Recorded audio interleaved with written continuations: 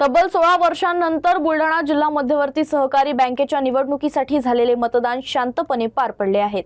8 मतदारसंघातील 9 जागांसाठी 23 उमेदवार निवडणुकीच्या रिंगणात असून सर्वपक्षीय सहकार पॅनल आणि आमदार मनोज कायंदे यांच्या नेतृत्वाखाली अजितदादा पवार शेतकरी परिवर्तन पॅनलमध्ये अटीतटीची लढत झाली आहे। बँकेची सत्ता नेमकी कुणाच्या हातात जाणार याचा फैसला आज होणार आहे।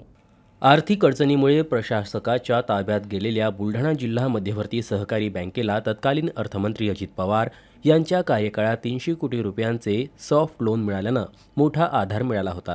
बँकेची आर्थिक स्थिती सुधारल्यानंतर 21 संचालक पदासाठी निवडणूक जाहीर झाली। या निवडणुकीत सर्वपक्षीय नेत्यांनी एकत्र येत 21 पैकी 12 जागा निर्विरोध काढण्यात यश मिळवलं।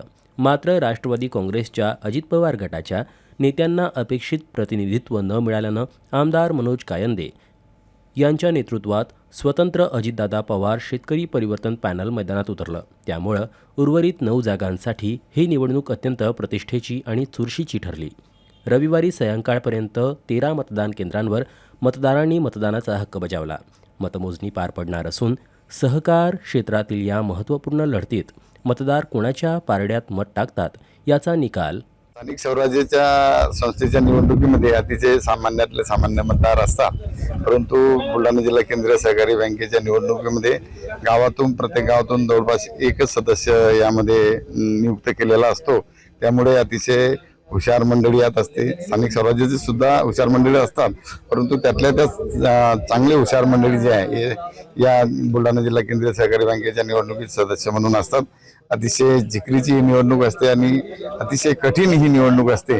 मी ज्या मतदारसंघात निवडणूक लढवत आहे त्यामध्ये केवळ 31 मतदार होते आणि सर्व मंडळी जी आहे जिल्ह्यातून 31 मंडळी असल्यामुळे अतिशय म्हणजे जबरदस्त मतदार यामध्ये असल्यामुळे अतिशय जिकरीची ही लढाई होती। आज या ठिकाणी मोठ्या उत्साहात मतदान होताना पाहायला मिळत आहे।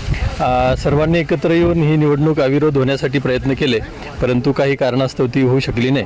पण जी काही निवडणूक होत आहे ती मला असं वाटतं की आता मागच्या 7-8 दिवसापासूनचा सर्व जर आढावा घेतला अतिशय खेळीमेळीच्या वातावरणामध्ये फार काही कुठल्या प्रकारचं हे न ठेवता जिल्हा बँकेचा विकास कसा होईल आणि सभासद आणि भागधारक एकत्र येऊन या बँकेला पूर्वगत वैभव कशा प्रकारे प्राप्त करून देण्यात येईल याच्यासाठी या ठिकाणी मतदान उत्साहात आज संपन्न झालेलं आहे। खरं तर ज्या बँकेला जिवंत करण्यासाठी अजितदादांनी 300 कोटीचं लोन दिलं, सॉफ्ट लोन दिलं आणि त्यांच्याच पक्षाला या निवडणुकीतून विरोधपासून वेगळे ठेवण्याचा प्रयत्न झाला आणि कुठेतरी ते उपकाराची परतफेड म्हणजे कृतज्ञता जी आहे ते दाखवण्यात आल्याचा आरोप होतोय।